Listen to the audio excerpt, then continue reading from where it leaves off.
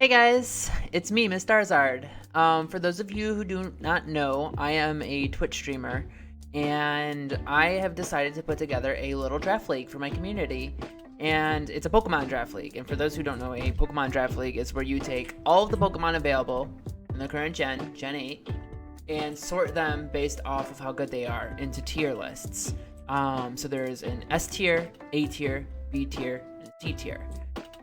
There are 12 teams in the league, and each team gets to draft 10 Pokemon. And on this team of 10 Pokemon, you are allowed to have 1 S tier, 2 A tiers, 3 B tiers, and 4 C tiers. We are playing by OU singles rules, so it's 6v6 singles. And basically, we just recently did our draft. The matches start tomorrow. I'm super excited to see how it goes. And I decided what I'd do is I'd make a little video for the community and kind of recap how the draft went for each of the teams, at least to my opinion. And it's my opinion, so it doesn't really mean much, but I figured I'd do it. It'd be a little fun project to do. So let's go ahead and get started. The first thing I want to go over is the draft order. So the way the draft order worked was it was all random. It was like a lottery style. And it's a snake draft. So the first round it's picks 1 through 12, and then the second round it's 12 through 1, and then the third round it's 1 through 12, and it just goes back and forth until every team has drafted 10 Pokemon. As you can see here, HornsMatt had the first pick, followed by Shadow Kingdom Gengars. Then my team got the third pick, the Olivine City Volties, followed by number 4, this is for Rachel, 5, New Bark Normalizers, 6, Sanibel Salazzles, 7, Belper Bewares, 8, Miami Manectrics, 9, Atlanta Alchemies, 10, San Diego Talonflames, 11, the Sunny Day Solarbeams, and rounding up the draft picks, number 12, the Port Richey Bukamukus. And what I'm going to go ahead and do here is go over each of the rosters for each of these teams in alphabetical order, starting with the Atlanta Alchemies, which is being coached by Okan Alagaz. Okan decided to start off his draft by drafting Tracheon, which is a really, really good S tier mon, and that's the Pokemon you can see right above me. The way I decided to sort these out is kind of like right above me will always be the S tier mon that they picked first, and then over here in pyramid style at the top you will see 2 A tier mons. The middle row is the 3 B tier mons, and the fourth row is, the third row, the bottom row, is the 4 C tier mons. So what we are looking at here is the entire roster that Okan drafted. First, like I said, we went with Tracheon. Tracheon is a really solid mon, rock fighting type, really fast with a base speed of 108, hits really, really hard with a base attack of 129. He even gets access to Stealth Rocks, which is really solid because of how fast he is. The biggest issue with Tracheon is that he has a ton of weaknesses. In fact, he has 7 weaknesses.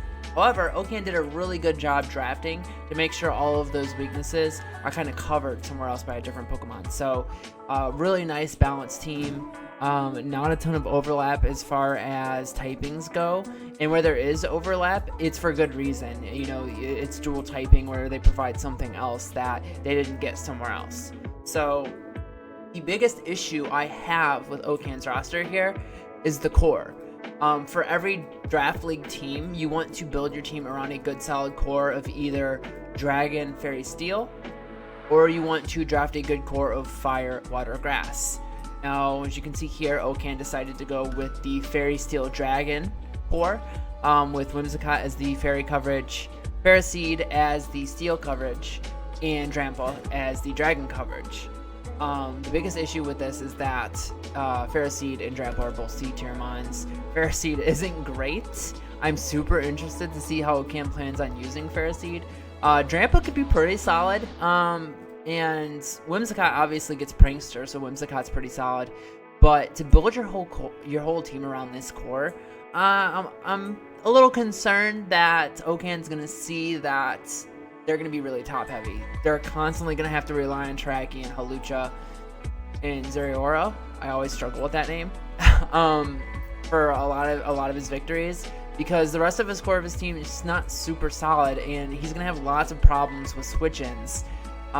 He's gonna have to get creative if he wants to be successful, or he's gonna have to make some moves by either trading or in free agency. The next team that I want to go over is the Belper Bewares. That is being coached by British Gent. He drafted Dragapult for his S tier mon, as you can see right above me, and I mean Dragapult is just a stellar Pokemon. God tier speed with a base speed of 142, which is insane.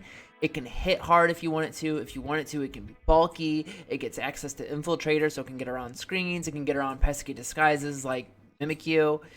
And it even gets access to dual screens. Like, that's just crazy to me. You could turn this Pokemon into whatever you want it to be. It could be a good physical attacker. It could be a good special attacker. It's so fast that it can sweep. It could be a wall breaker. It gets access to U-turn. It's an extremely good Pokemon. But the only vulnerability this thing really has is to dark types. It is pretty vulnerable to dark types.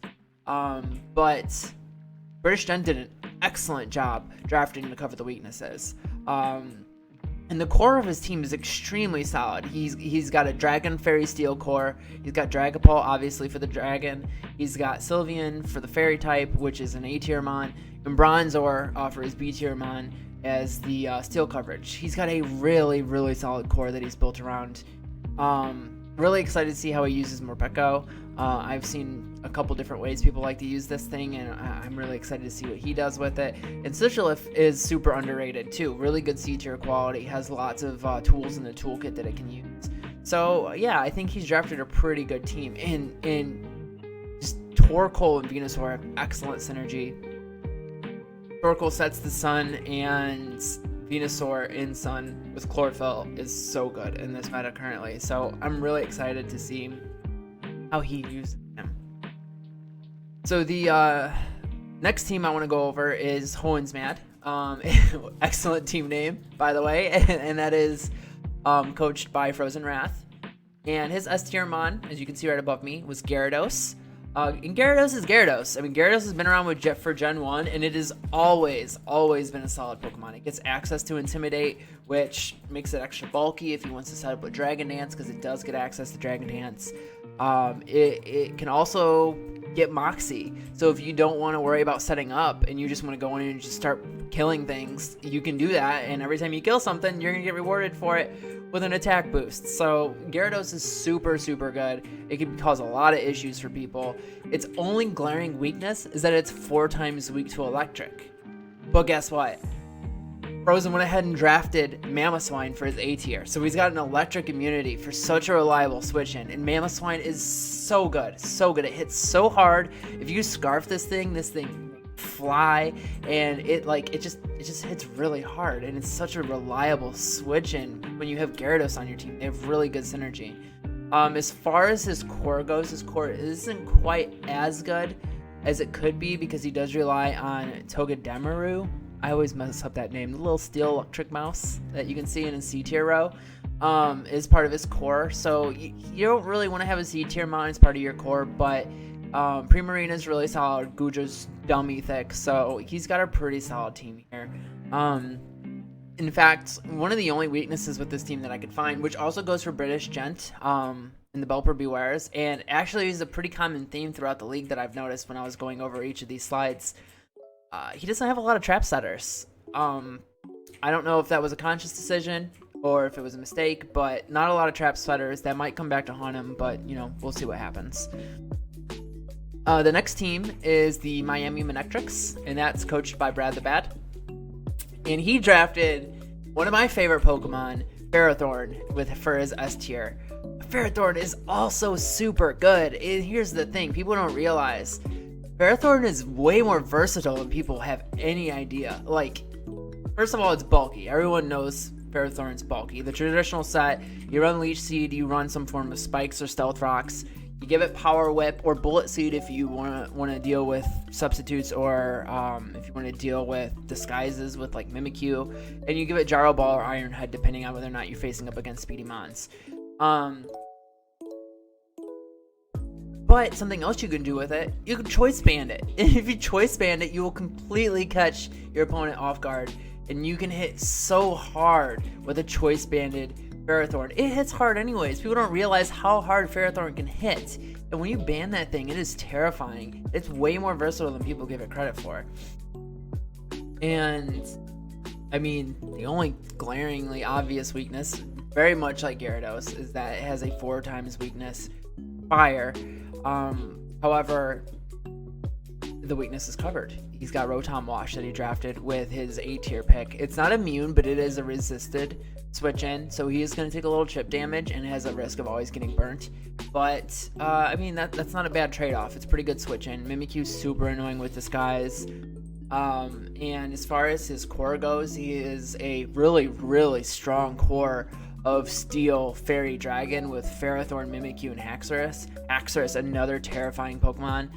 If it gets in the right situation where it can set up, things really difficult to stop. And the same goes for Mimikyu. Mimikyu gets that built-in disguise or substitute.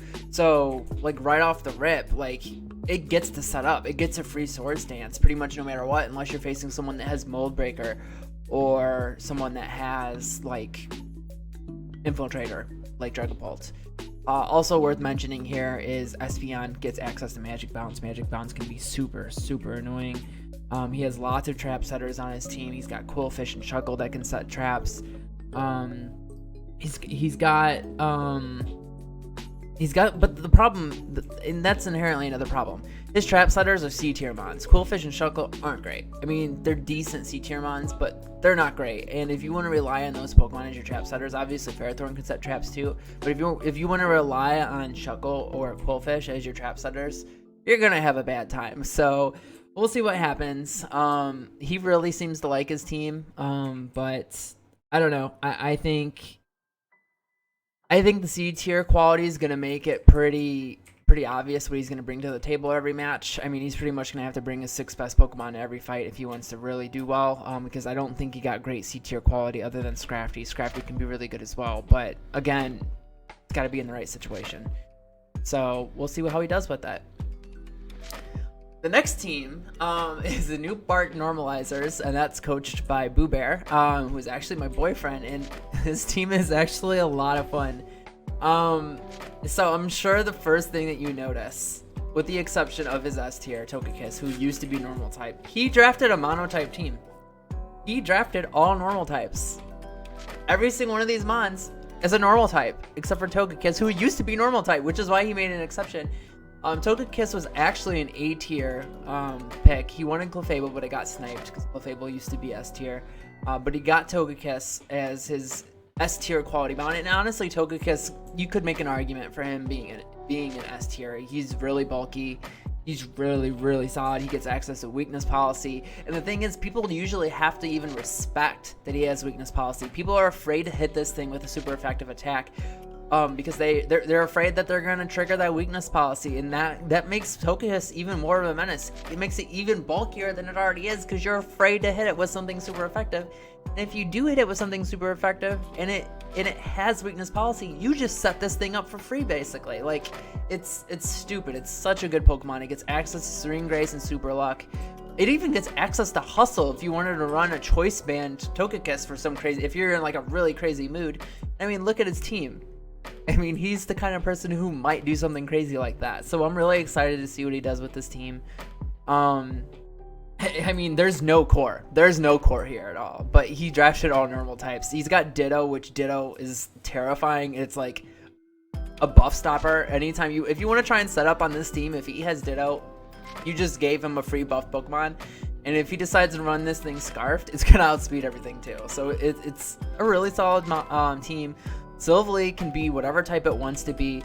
Obstagoon, super underrated. Yeah, it has a 4 times weakness to fighting types, but it gets access to Guts, so you can run Flame Orb, Obstruct, because Obstruct is also super good, and then you can Trick. It gets access to Trick. He can dish that Flame Orb off to someone else, reduce their attack.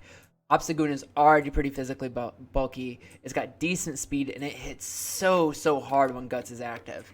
And same for Diggersby. Diggersby hits really, really hard too. I mean, if you choice ban that thing, it can do a lot of damage. So he's got a pretty solid team considering that it's all normal types. Obviously, the big problem here is that he's super vulnerable to fighting. He's super vulnerable to fighting. So we're gonna see how he tries to overcome that. He does have some people that take neutral damage to fighting with Braviary, Oranguru, and then obviously Togekiss is 4 times resistant. So he's got some options. Silvally, he can make a resisted fighting type, and Ditto can switch in and become a fighting type. So he's got some options. But he's really gonna have to like figure out the synergy of this team if he wants to be successful with it. And I'm really excited to see it. So the next team is my team, the Olivine City Volties. Honestly, I was pretty happy with my draft. I wasn't thrilled with it. There were some things, some tools that I wanted that I didn't get that got sniped from me. I had to improvise a little bit, but I'm pretty happy with what we came up with. My S tier mon was Keldeo. You can see above me, the sword pony. Pretty awesome. I love Keldeo. I had Keldeo in my last draft league, and he led my team in kills, and I finished second in the league, so he's pretty solid. He's really fast. He gets super high special. He gets access to Secret Sword, so yeah, if you wanna, it's based off his special stat, but it can hit you physically, so it's pretty good. I mean, especially if you decide you want to scarf this thing, nothing's gonna touch its speed if you scarf it, unless of course it's got god tier speed that's scarfed as well. And Specs makes this thing a super wall breaker. I mean, nothing is gonna survive. Nothing's gonna survive a Specs Hydro Pump from this thing unless it's got Water Absorb. Like, it's stupid. And it even gets access to Taunt if you want to go that route, or in Calm Mind, so you could set up if you wanted to. Like, it has some versatility. And if you decided to put some EV investment into special or physical defense, it's pretty bulky too. So it really depends on what you want to do with this thing. It's also pretty versatile. But again, that's why it's an S tier mon. And then after that, I really want to cover weaknesses. You know, I wanted Bishop to give me an immunity to its psychic weakness. I wanted Hippowdon to give me an immunity to its ground type weakness, or to its electric type weakness. And we got both of those. Hippowdon, Bishop, and Lunatone all have super good synergy. And I'm telling y'all, keep an eye out for Lunatone, because Lunatone is really bulky when sand is set, and people laughed at me when I drafted this thing, but I'm telling you, it's gonna be good. It gets access to Trick Room, it gets access to Pain Split. It's gonna be pretty solid. I'm gonna have a lot of fun using this one, I think. Appleton's really thick. Rabombi is really fun to use. It's super frail, but hits really hard if you give it specs. And honestly, it's really fast too. And I'm really happy with my core of Bishop, Rabombi, and Appleton. Appleton's really thick. Then you got Salazzle. I mean, Salazzle, super spicy lizard. You get that substitute up in at least one nasty plot, and you can wreak some havoc with that thing. I mean, I'm really happy with my team. I wish I would have got some more trap setters and a little bit more to choose from as far as my hazard removers go, because I am pretty limited to what I can use to remove those hazards, but I'll figure out a way to make it work. I'm happy with my team. It's not perfect, but I think I could do pretty well with this. I might not win the league, but I think I'll at least be a threat. You know, people are going to be afraid to match up against me.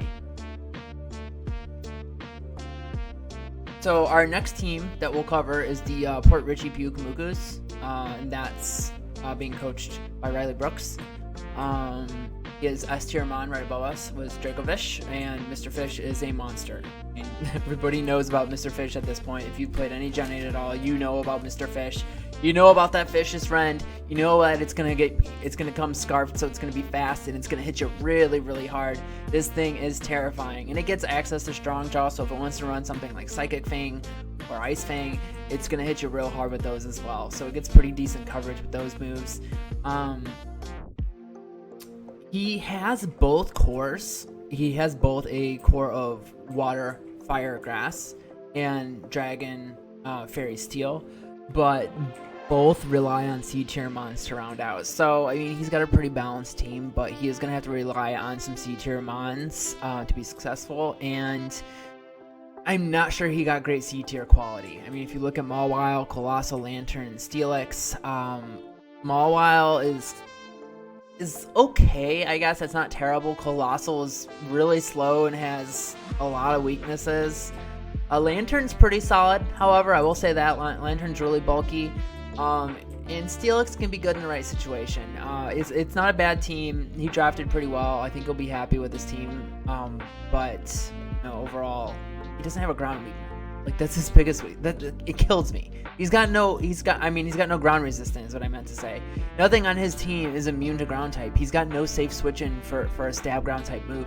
I think that's going to cause a lot of problems for him. I think we're going to see him pick something up with levitate or a flying type pretty quick, or he's going to really have to rely on balloons. Like, he's going to have like half his team holding a balloon like each week. I don't think that's the way to go. I think he's going to really regret that. I mean, he does have some good trap setters. He's got access to a spinner and colossal, but that lack of a ground immunity, I think that's really going to hurt him. I think that's really, really going to hurt him. So we'll see how he works around that. Next is a team I'm really excited to see how he does. The San Diego Talon Flames. And at a first glance, this is probably the most terrifying team in the league. He's got 2 legendaries right off at the top in Brizian and Cobalion. He's got T-Tar, which is a pseudo-legendary. Extremely good. Arctozolt's pretty solid. Blastoise, I mean, gets Shell Smash and is really good right now in the current meta. And Incineroar, it gets Intimidate and is pretty solid. He drafted a really solid team here. I mean, Tyranitar is really thick. He hits really hard. He gets great utility. I mean, he gets access to Stealth Rocks and Thunder Wave. He can be really annoying. He can, like I said, if you want to just go out there and just start killing things, he can do that too. And I mean, if you wanted to, he could even run Sandstorm on this thing, which I mean, I'm sure Sandstream on this thing, which I'm sure he will, because it goes really well with Cobalion. It's got pretty good synergy with Cobalion. And I mean, I don't know. I think he's got a solid team. His team is the team I am most afraid of. I'm just going to be perfectly honest. I mean, and he's got Blastoise as a spinner. Blastoise is a really good Pokemon that he's probably going to use a lot, and it's a good hazard remover. He's going to get a speed boost, and he can remove hazards without getting rid of any of his own. So, like, he's got a really solid team here. I mean, I really don't have anything really bad to say about this team. I mean, his core might be... I can't even say anything bad about his core, because he's got a core of Virizion, Incineroar, and Blastoise, which is really solid. He's just overall he drafted a really solid team. So, and he knows how to use it. Like, anybody who's watched Juiced battle, he knows how to use the team. So, if he actually pays attention to the Discord and doesn't miss any matches, like, he has a chance to like win the whole damn thing. Like, he could be really good. Alright, so next is the Shadow Kingdom Gengars, which is coached by Primersu. And Primersu's S tier pick was Corviknight. Corviknight is when Gen 8 first came out, everyone was like, oh, Corviknight's just a not as good Skarmory. Completely wrong. That's so wrong. Like, people don't even realize how wrong that is. Corviknight is so much better than Skarmory. Corviknight is extremely good. He's extremely good. He does not give a damn about your entry hazards. He laughs at them. He laughs at Stealth Rocks. He doesn't even notice spikes. He doesn't care about any spikes. He doesn't care about sticky webs. And he can remove them because he has access to defog.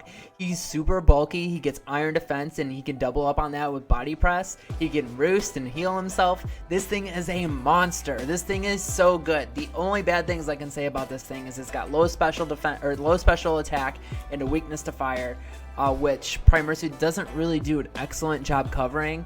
But I mean, she does have a switch in for Wailord, which Wailord's really bulky, but you don't want to rely on a C tier mon to cover a weakness of your best Pokemon. So I mean, we'll see how she works around that. But yeah, Corviknight really solid, and I think they'll be happy with that pick. It does, like I said, it's got scary bulk, it's got the ability to set up, it's a stall machine. And it doesn't get great speed. I mean, it's not slow per se, but it's not fast either. It's like right in no man's land where it doesn't benefit from Trick Room, and it's not fast enough to pour a bunch of EVs into it and make it like a top tier speed. So that's my biggest complaint about Corviknight. There is quite a bit of typing overlap. That is something I will say about this team.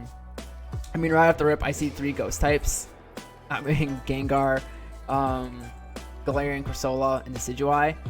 I see both forms of evolved routes for some reason. I don't know why. I think probably just drafted Pokemon that she likes and not Pokemon that she wants to win, to be honest. I mean, it's not a terrible team, but it's not great. It's not great. I mean, Corviknight's really good. Galarian Crystal is really good. Gengar's really good, but like you have too much typing overlap, and I think that's going to cause a lot of issues because people know what to expect when you come into a match for a draft league. People prepare, so like people are going to be prepared for that. And I think that's going to cause a lot of issues for her. But we'll see. Maybe she'll find a way to work around it. Maybe she'll make some moves in free agency or some trades. She has options. We'll see what she does. So next is the Sandoval Salazzles, which is being coached by Kerfungal. In my last draft league, Kerfungal, I faced up against him twice, and he both times. So like, I have a lot of respect for him. But I will say his team isn't great. I hope I don't live to regret this, but like his team isn't great. Excadrill is really solid, but Excadrill is best in sand. And I mean, unless he's gonna set up sand for himself, like he doesn't have any automatic sand setters. Russell, I think, gets access to Sandstorm, but that's a C tier mon. You really don't want to rely on that to set up sand. And there's not a lot of synergy. Nothing else is resistant to it or gets any defensive boost from it. So like, I don't know. It's not a super great composition for a team. I mean, Excadrill's great because it hits really hard, and if you do set up sand, you could be really fast as well. It does get Mold Breaker, so it doesn't care about disguises or levitates, which is super great. And it is a spinner, so it gets access to Rapid Spin, so it could clear hazards without having to worry about getting rid of his own, which is great because Excadrill can also set up rocks, and it does get a speed boost from Rapid Spin as well, so you don't necessarily need the sand for that speed boost. But once you get away from that, like, the team isn't great. There's quite a bit of typing overlap. His team's pretty vulnerable to fighting types. I mean, he does have some trap setters, but really he just gets access to stealth rocks. Like, unless I'm mistaken here, he really doesn't get access. He might get access to sticky webs and Crustle, maybe. I'm not sure. Not off the top of my head. But I mean, his core he went with is pretty solid. I will say that he's got a good, solid Dragon, Steel, Fairy type core. And just having a good core in itself will win you a lot of matches. So, I mean, he'll be fine, and he's smart. He knows how to use his team, so he'll find a way to make this team work. I don't personally see the synergy here, and I see a lot of fighting weakness. He'll probably come up with a good way to get around it, but that's just what I'm seeing at a glance here. The next team we'll go over here is this for Rachel, which is super creative team name. This is Rachel's team. Her S-tier pick was Hatterene. Look, I love Hatterene. Hatterene's probably one of my favorite Pokemon from this gen. It's really good. It's really good. It's really slow, but it's surprisingly bulky, and it hits so hard, especially. And it gets coverage for its weaknesses. Like, it's weak to it's weak to poison, and it gets obviously Psychic Stab. It's weak to Steel. It gets Mystical Fire. Like, it hits really hard too. Like, people do not realize how hard this thing hits, and it gets access to Trick Room, which is excellent because it is one of the slowest Pokemon in the game, and it gets access to Trick Room, which automatically makes it the fastest. Yeah, you got to set up, but this thing is bulky enough to set up a Trick Room in your face and then proceed to punch a hole in your team. Like, this thing is really, really good. Obviously, the biggest risk this thing has is that it is slow, and it does require that setup. So, I mean, there is that chance where someone could get in and kind of cause some issues for it, but I mean, it's got bulk. It's got surprisingly good bulk, and I don't think people realize that. It also gets Magic Bounce. So, like, if you want to try and set traps up and she predicts it, she gets good at predicting you, she'll switch in and bounce those right back in your face. Like, Hatterene is so good. I love Hatterene. I also wanted to talk about how this team, it just seems set up for a Trick Room team. Like, this whole team, there's a lot of slow Pokemon on here that benefit from Trick Room, and I'm pretty sure that we're going to see her run Trick Room quite a few times this year. I would not be surprised at all. And this team overall is just, it's really tech heavy. There's a lot of Mon that are really good if you know what you're doing and you know how to use them, and Rachel does. I feel like Rachel probably really knows what she's doing, and I think she'll catch a lot of newer people really off guard with some of her tech. the biggest downfalls is that there's a lot of typage overlapping here. I mean, there's a lot of typing overlapping. I see 3 psychic types off the rip. I see 3 ghost types. There's going to be a lot of overlapping weaknesses. It's going to be hard to switch in, and when you get really techie teams, you often find yourself relying on gimmicks, and if someone recognizes that gimmick off early, it's really easy to stomp that out, and then you're done. You put yourself in a hole, and you're probably going to lose. But we'll see. I mean, she's creative from what I've learned from talking to her, so she might have multiple strategies going into these matches. She's got absolutely no core. I will say that. She's got no core at all, but she's got a fun team, and I'm excited to see how she uses it. And finally, we have the Sunny Day Solarbeams, which is coached by Real Time. And, I mean, just look at the team. It's all Gen 1. It's very clear what he was going for here. A lot of these Pokemon get access to Sunny Day and or Solarbeam, so, like, it's very clear what he was going for here. He drafted Clefable. Clefable's solid. I mean, it's Fairy type. Fairy type's always good. It hits hard, especially bulky. It has really high HP, so it's thick. And it gets a really, really good ability in Magic Guard, so it only takes damage from direct damage dealing attacks. That means you could put a Life Orb on this Clefairy and get the benefits of Life Orb without any of the recoil. That's pretty awesome. You don't have to worry about... Hey guys, my cat came to say hi. You don't have to worry about like getting status or anything because it's not going to take burn damage. It's not going to take toxic damage. If it switches into toxic spikes, it doesn't care about being poisoned. It doesn't take damage from Leech Seed against an annoying Ferrothorns. So like it's a pretty solid Pokemon. It's definitely worthy of the S tier just because of its ability and it combined with its pretty solid stats. And then he's got a core of Fire, Water, Grass. Pretty solid with Ninetales, Cloyster, and Vileplume. Ninetales and Vileplume have really good synergy along with Charizard because Ninetales gets Drought, so it can set Sun just by coming out. Charizard loves Drought, especially if it's Solar Powered. Solar Powered Life Orb Charizard is super scary too, so it can hit really hard. And then Vileplume's super fast when it gets access to Kaz. Wait, my cat's trying to eat my microphone. I don't know what's going on here. Vileplume is really fast in Sun, and it can be, a lot to deal with. And Cloyster gets Shell Smash, so like Cloyster's pretty solid too. And Hitmonlee is good too. I mean, it hits really hard. It's fast. Like, he got a decent team. I mean, his C tier Pokemon are just trash. I mean, Haunter is okay, I guess. Butterfree can be pretty good. I mean, you just scarf it and put people to sleep. I mean, it's good for that in itself. Onix is trash, and Pikachu, Pikachu is not bad. I mean, I'm just gonna be honest. Okay, come on, down here.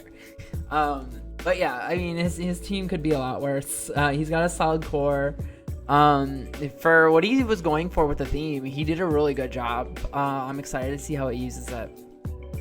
And yeah, that covers the team. All the teams. All of them. Not just one, but all of them. So I'm really excited to see how this season goes. Matches start tomorrow. By the time I get this released, it might actually be day of. We'll see what happens. But matches start tomorrow. I'll be posting videos for my matches as well. Before each match, I'll go over what I'm expecting to see from my opponent. And then I'll actually, post the battle itself. So it's going to be a lot of fun. I'm really excited to see what happens here. And you guys should kind of, check in and pay attention to what's going on. It's going to be a lot of fun. I'm going to see if I can get some other people maybe to post some content so it's not just me doing all the content. But if it is just me, that's cool too. I don't mind. But yeah, make sure you guys check out my socials. They're right here. You can find me on Instagram, Twitter. Obviously, this is on YouTube. I have the same name on Twitch as I have on YouTube, MissDarizard. You can find me on Twitch. I stream 5 days a week, 6-hour streams. So I'm streaming 30 to 40 hours a week. So there's a chance if you're bored and you go to Twitch, I'll probably be streaming. I'd love for you guys to come hang out with us. Also join our Discord. It's a lot of fun. You can keep track of the Draft League stuff there. And yeah, y'all have a good night.